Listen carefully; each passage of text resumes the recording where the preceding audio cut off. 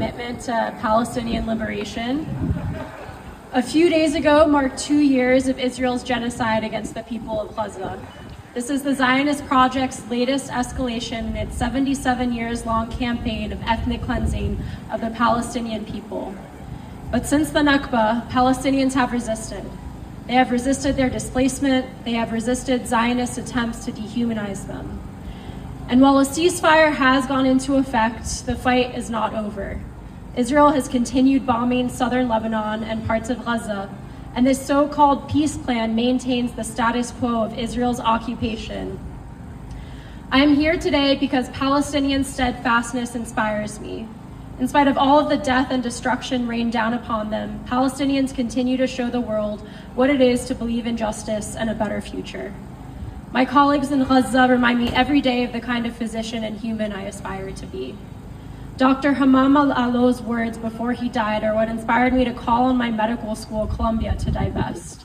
He said, "You think I went to medical school and for my postgraduate degrees for a total of 14 years, so I think only about my life and not my patients. And when I was suspended, doxxed, and the target of a cross-country smear campaign, I did not waver, because all of it was nothing compared to the ultimate sacrifice that he made for his patients and his people. Every day I am grateful that I have the privilege of caring for patients in my community in the Bay Area. And whenever I'm at work, I think about my colleagues in Gaza who are being targeted for upholding the same oath all doctors take. Physicians like Dr. Hussam Abu Safiya and Dr. Marwan Al-Hams are kidnapped and tortured for refusing to abandon their patients. And they do all of this while they struggle to feed themselves, their families, their patients. Palestinian healthcare workers perform surgeries without pain medications or electricity. They work nonstop to repair broken limbs and save lives because the US provides an unending supply of weapons to Israel. As a union member and worker, I'm disgusted by the US's complete disregard for human life as it has used our tax dollars to fund a genocide for 2 years. This is not about Democrats versus Republicans. This is about American politicians prioritizing money above all else. They have decided that increasing profits for weapons manufacturers matters more than Palestinian lives, more than our health care as Americans, and more than the commitment to human rights they have the audacity to claim. Watching a live stream genocide for 2 years has taken an immense toll on all of us with a conscience. There is much to celebrate with this ceasefire. Palestinians will finally get a moment to rest, a moment to mourn.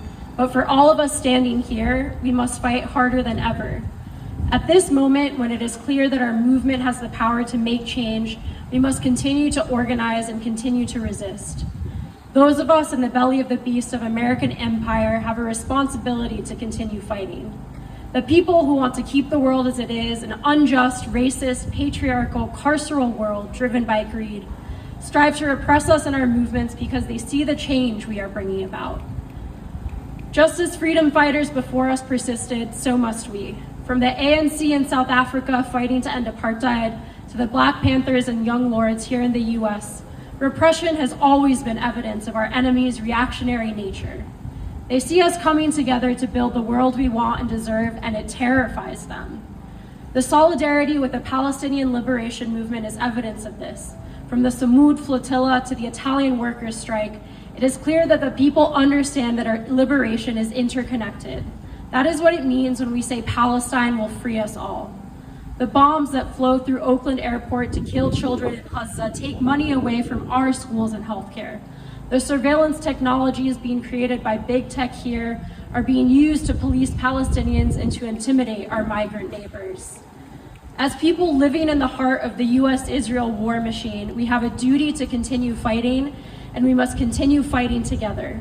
Just as the struggle for a free Palestine is an abolitionist struggle, the struggle to stop ICE is the struggle to end the surveillance of our Palestinian brothers and sisters. The struggle for dignified working and living conditions in the US is the struggle to invest in life and divest from the death of Palestinians. Together we will win, we must win. Free Palestine! Free Palestine! Woo! Thank you.